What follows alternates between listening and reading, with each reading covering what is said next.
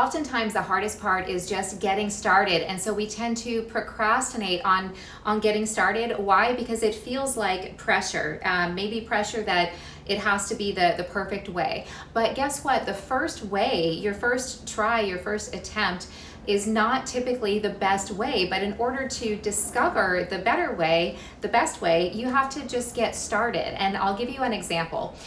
So right now I am working on a master's degree, and we completed the first class, yay, and a couple projects complete, so that's really good. But for one of the assignments, a couple of the assignments, we had to create charts, okay?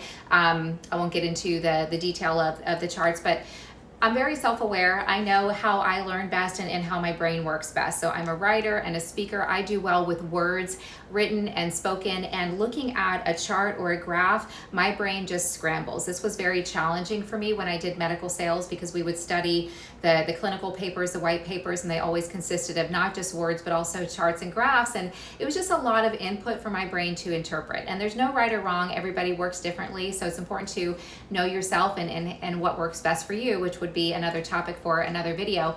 But anyhow, for this assignment, I had to create a chart and input the information in there, and it had to make sense.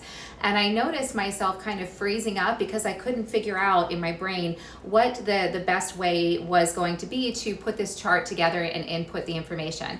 So finally, and when I say finally, I mean in a matter of less than 3 minutes. So this is my procrastination these days.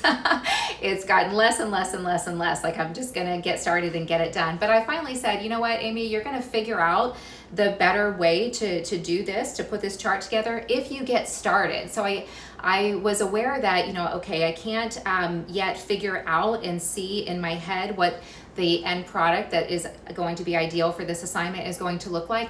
But if I get started and I just try something and I just put something down, create the graph and just start plugging some things in, well, then I'm going to see, oh, this will work better if you do it this way. And that is exactly what happened. And within 5 minutes or maybe 10 minutes, I don't remember exactly, but it wasn't too long, I had my chart figured out, and it was actually pretty easy. The challenging part was when I was kind of frozen, stuck there for a few minutes, not knowing what the best way was going to be. But what happens is when you get started, it's okay if your first way is not the best way, but a lot of times we need to take that first step. You need to take that first step so that the second step can show up. In this case, oh, this is a better way to put this together. So hopefully that was helpful. If you got a little value from the video, I invite you to like and subscribe so you can stay updated on my next video.